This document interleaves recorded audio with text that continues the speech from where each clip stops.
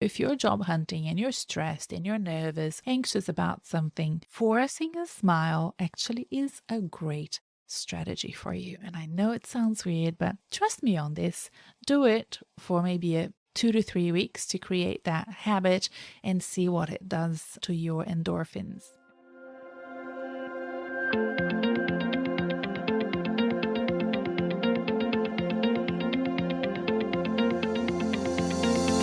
Hi, I'm Renata Bernardi, and this is the Job Hunting Podcast, where I interview experts and professionals and discuss issues that are important for job hunters and those who are working to advance their careers. So make sure that you subscribe and follow, and let's dive right in.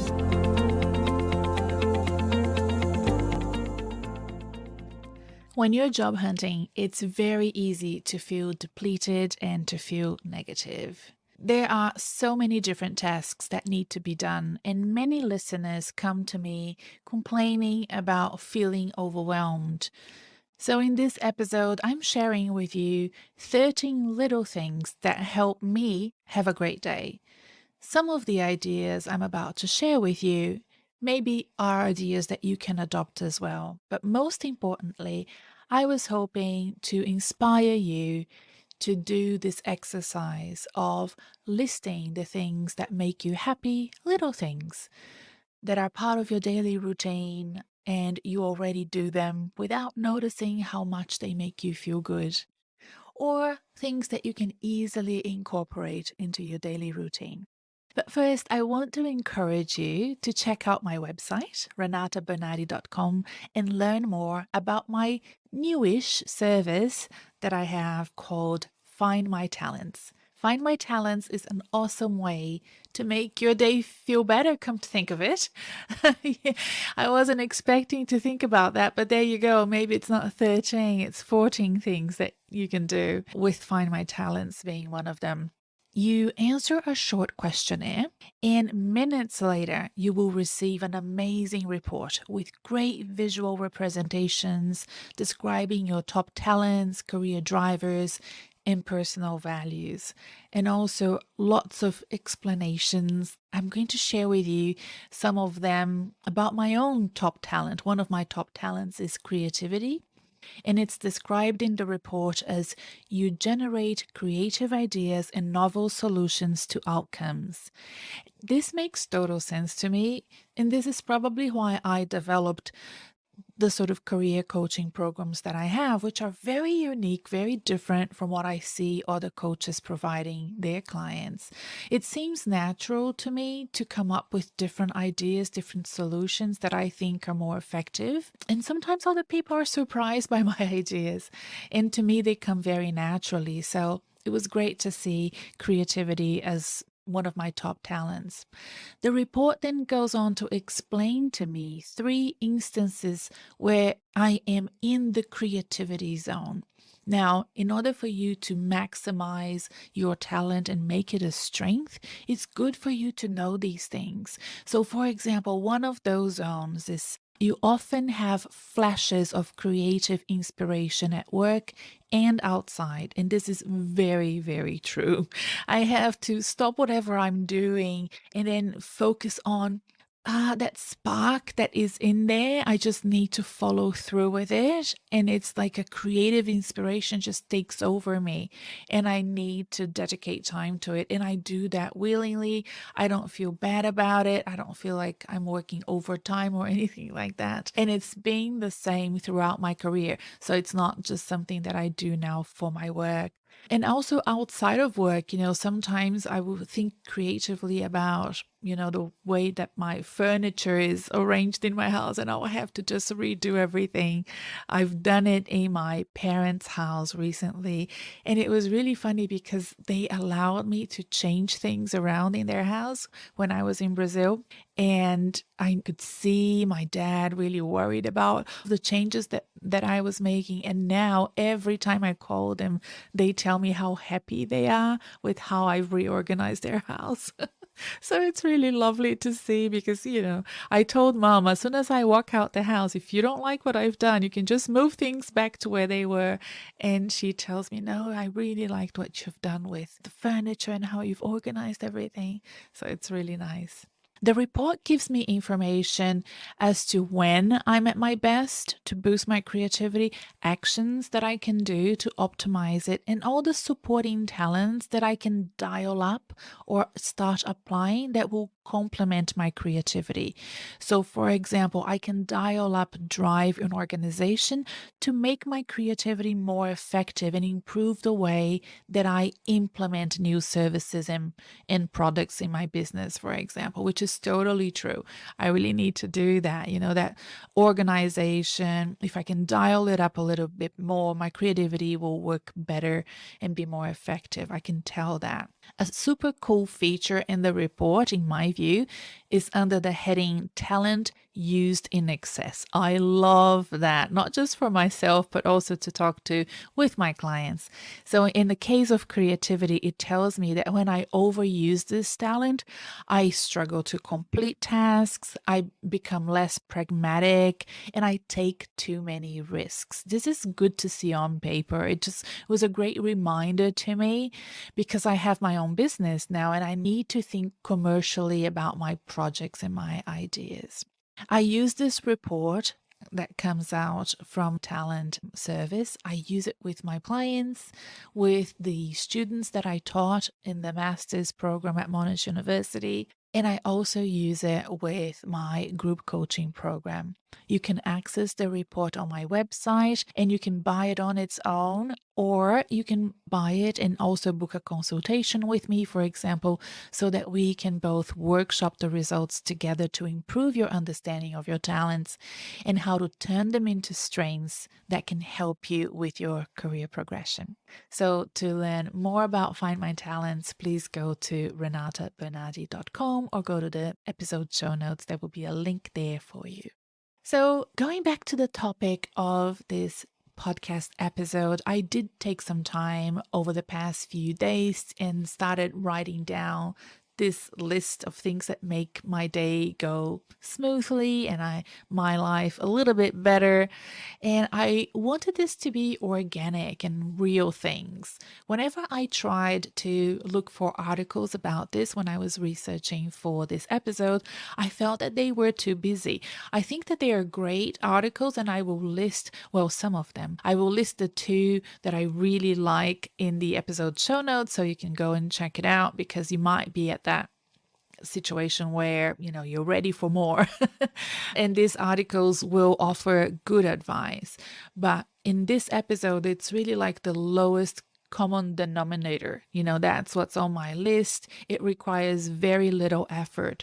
I'm not going to tell you to go watch a sunrise or a sunset. I'm not even going to tell you to meditate or go for a walk today or day, or I'm not even going to tell you to meditate or go for a walk to make your day better. This is going to be much easier than that, in my view, because although watching the sunset is great, and if you follow me on Instagram, you will know that I love doing that. I live near the beach and I like to, if I can, walk to the beach and watch the sunset. But you know what? It may be a cloudy day, like today when I'm recording this episode. It's a cloudy day. It may be that you can't get out of the house for whatever reason. But what I would love for you to do is when you're driving by a sunset, I would encourage you to stop the car. Turn on the radio, take a deep breath, and enjoy that moment. It's all about the little moments that are happening around us and just be mindful of them and making the most out of them.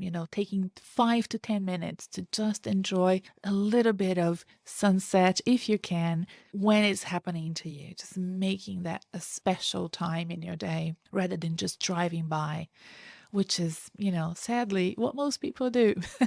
So here is my list, and I will now talk about it.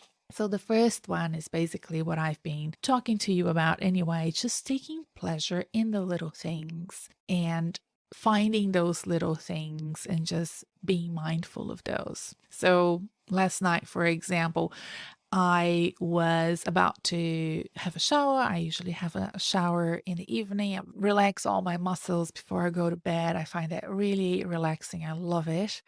And before I got in the shower, and this is something I do every day, I just hadn't thought about it. I line up all my products that I'm going to use when I get out of the shower. I started doing this because I get so relaxed in that warm, it's actually a very hot shower, that I come out of it almost asleep already, and then I forget to put my products, and I don't remember what I need to do. So I've come up with this habit of my sink so that I know that I need to put those products on my face or my body. And I think I just enjoy doing that. It's just a little thing. And I line them all up and come out of the shower, put them on, and go straight to bed. And I'm usually asleep, 30 minutes later, if not earlier. So that's the idea of taking pleasure in those little things, observing them, and feeling happy about them. Second thing that I learned to do recently is have my radio station in my car always in the best music station. I started doing this during the pandemic because I realized that I was in this habit of always listening to the news, and I felt that that was negatively affecting my mood. So now I'm still very keen to, I have to, it's part of my job to know what's going on in business, to know what's going on in the world. So I do that very early in the morning. I listen to the news in the morning when I'm getting ready, having my breakfast, and late at night, I might listen to, another podcast, like usually business news, do that. And I also have an email from Axios in my inbox every morning and every evening. And that I think helps as well. If you want to know which podcast I listen to for news, which radio station, and the newsletter that I sign up from Axios, I will put the links in the show notes for you. But when I'm driving around, let's say I need to go to the supermarket or the chemist or meet a friend, I'm listening to music now.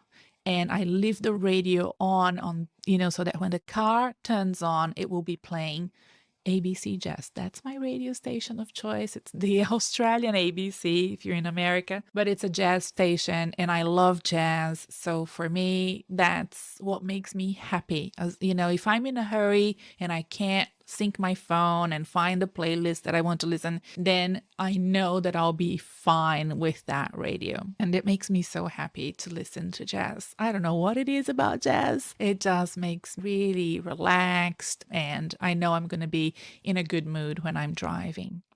Another thing that I love is Post-its. I know that it's a weird thing to love, but it just makes me so Post-its near me. If you're watching this in a video format, I have, go to my YouTube channel. I have 3 different color Post-its just within reach, and I write on them like a quote that I hear, or things that I need to do, messages for my husband, lists, when I'm getting a little bit flustered at the end of the day and I sort of forget what I need to do, or I have too much on my plate and I just need to make a quick short list of, what is it that if I do them, I'm going to be happy and I can switch off, even if I can't do everything list that I did earlier that day.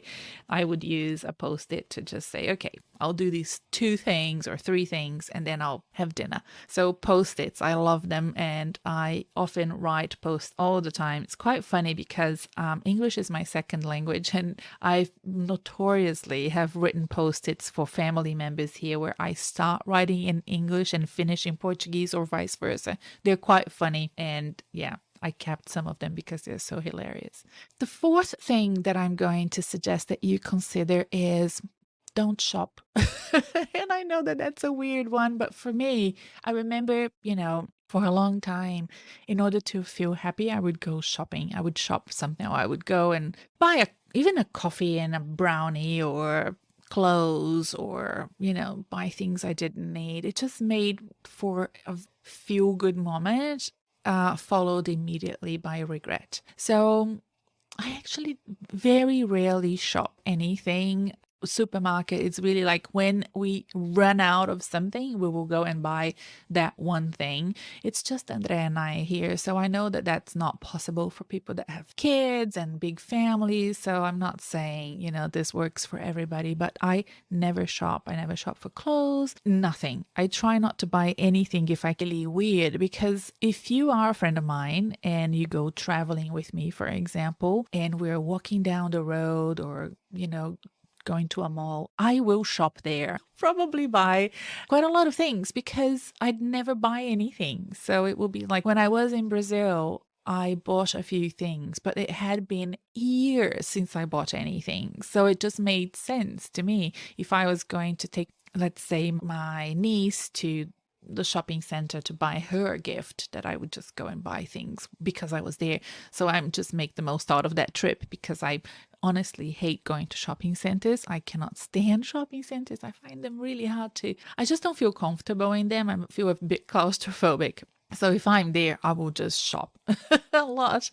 So it's quite funny that people will think, oh, but you shop a lot. And I'm like, no, I haven't done any shopping in so long. So on the day to day, I will go for months without buying anything. And the other thing that really makes me feel very happy, and that's number 5, is opting for a minimal upkeep. Right? So trying to have a house and a lifestyle that doesn't require a lot of things to be done. So I really just normally, like, even as you probably know if you follow me on any of the social medias, or if you go to my website, you will see that I have gray hair together with my brunette kind of hair. It's all mixed up, and it's basically just for laziness and just trying to make my life as simple as possible. Simple upkeep. Don't try to add too many different things that I need to do for myself or for my house. And if it needs to be done, we try to do it ourselves. Just trying, especially if you're job hunting. I guess I learned that when I had very little money and I just kept it that way.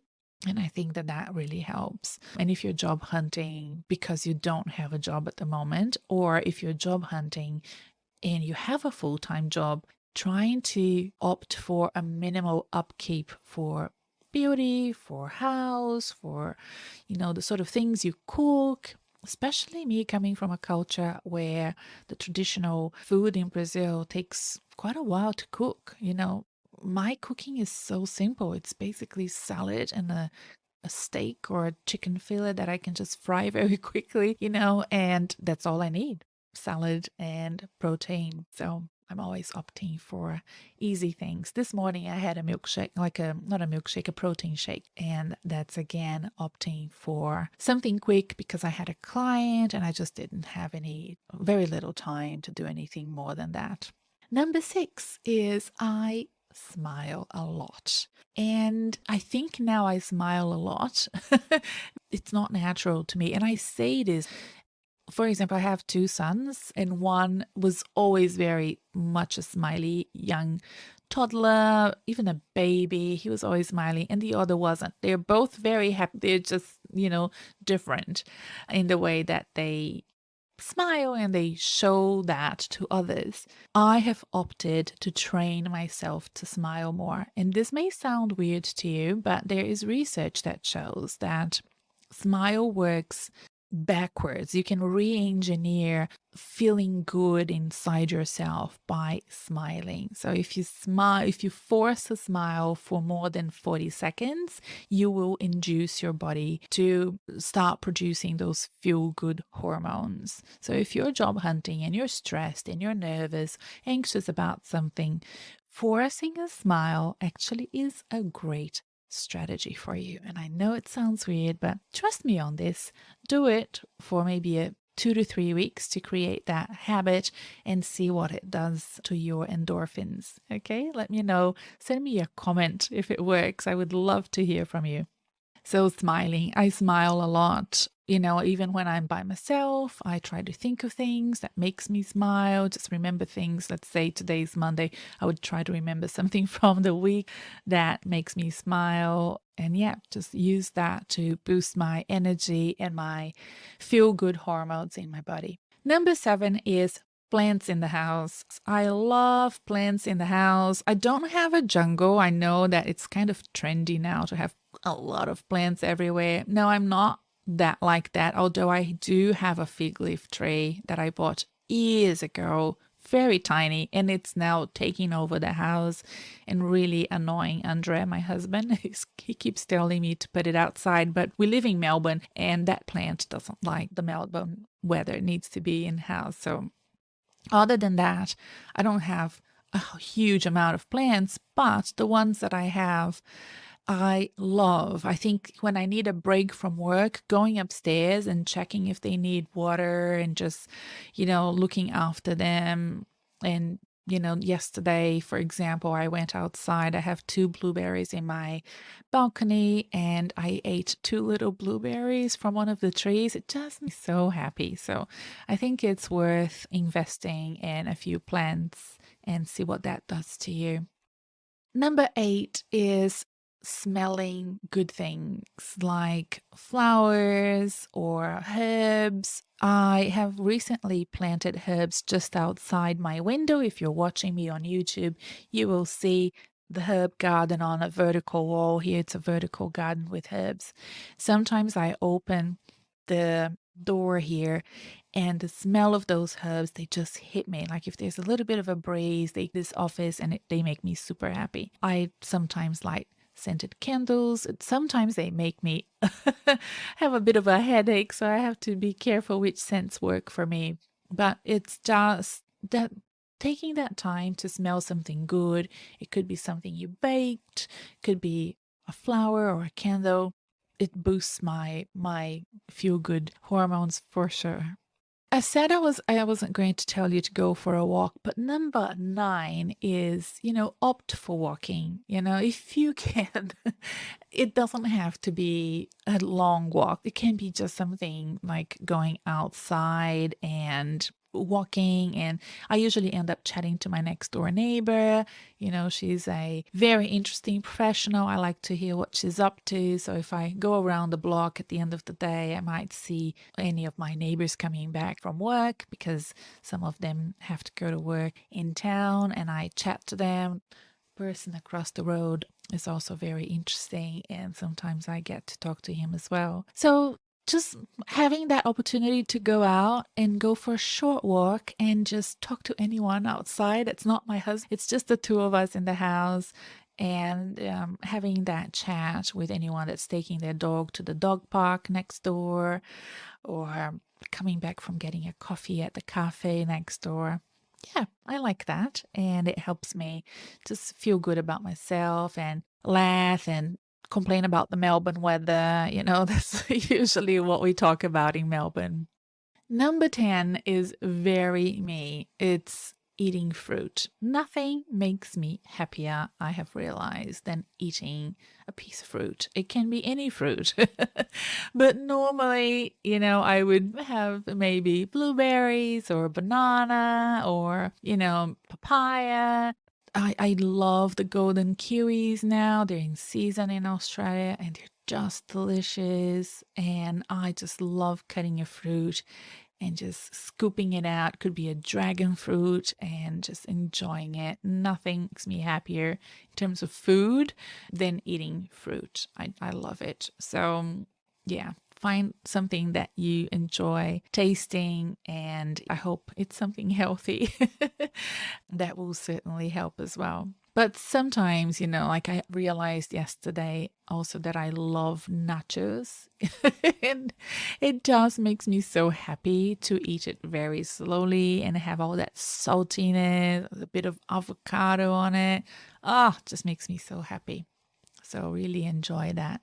Number 11 is choosing to do, if you're having kind of an off day and you want to feel really good and you have like chores around the house that you need to do, the ones that just uplift you. You know how there are chores that you enjoy doing, and then there are chores that are just terrible and you hate it. And for me, I actually don't mind washing the dishes. There's something about touching the water and the soap and making it all clean and sparkly. I just enjoy doing that. I do that and I don't like to do the washing, the clothes and putting them in the washing machine, taking them out, putting them in the dryer. That for me is a hard chore that I will have to do in a good day, not in a bad day, not when I'm not really happy or something is bothering me. That's not the day to do the washing for me. So it's just those things, choose the chores, do the ones that uplift you if you need to keep the house tidy and put the others away for another time. We're almost at the end. Now, number 12 is feeling the emotions. So, if something is keeping you from having a great day, just what is it? Stop and kind of feel it. Is it anger? Is it frustration? Is it anxiety? And, is it because you're excited? Sometimes they're good, positive emotions, just before going overseas to travel to Brazil, I was super excited, but it just made me flustered and kind of scatterbrained, and I wasn't really thinking stay straight and doing my job properly. So just stopping to think, okay, what emotions am I feeling now? And coming to terms with it and enjoying spending some time untangling it. And then you will find that if you understand why you are feeling what you're feeling, even though you can't solve the problem, you can just give yourself permission to feel human and have those emotions. But it's almost like you solve the mystery of your brain. And then once you've realized that, you can just go on with your day without it being so overwhelming, I suppose. And number 13 for me, this is kind of weird, but it really helps, is crying. And the thing about my crying is I hardly ever cry about things that happen to me because I have such a good life these days. I'm very, very lucky. There's nothing really bothering me. And look, maybe tomorrow it will be a completely different story, but I don't often cry about my life or things that are happening to me, but I enjoy the act of crying. I like cry when I watch something sad on TV. So last night I was watching a TV series and something emotional happened in that series, and it happens to me all the time. Like if there's anything emotional happening on TV, I just give myself permission to cry. And I love it because I have very dry eyes. And when I cry, it just like lubricates everything. It makes me, kind of mellow, and it's good. I feel good about it. And I try to cry every day watching TV. And I can cry with almost everything on TV. Funny story, I was once traveling with a friend, and when I travel, I have chronic dry eyes. And when I travel, my eyes get super dry. So one of the lacrimal glands on my left eye got clogged, and it just wouldn't unclog. And it's very for when that happens. And we were in the Gold Coast, which is a beautiful part of Australia. And usually, sunny days, you go to the beach, but it was raining. And I told my friend, can we please go to the movie and watch a sad movie? Because I need to cry to unclog my lacrimal gland because it's clogged. And she's like, "Oh, that's such a weird request, let's go to the movies." But yeah, I haven't heard of that reason before. But it was quite funny because we couldn't find any movies that were sad. And then we were on TV late at night trying to find a sad for me to watch to cry. And we couldn't find it. I think we watched Married at First Sight, and that didn't work. So it's quite popular here in Australia. All right, so these are my 13 things. Take pleasure in the little things. Listen to music. Post it or find anything that can help you take control of your ideas. So post-its for me is really, don't go shopping when you're in that situation. I think it's a very short-lived dopamine induced exercise, so I try not to shop. For minimal upkeep around my house and around myself, because I think it just frees me time and space to think about other things. I try to smile and I force myself to smile. I like plants around the house. I love to smell things. I like to opt for walking when I need a break so I can exercise a little bit, but most importantly, just get out of the house and talk with people.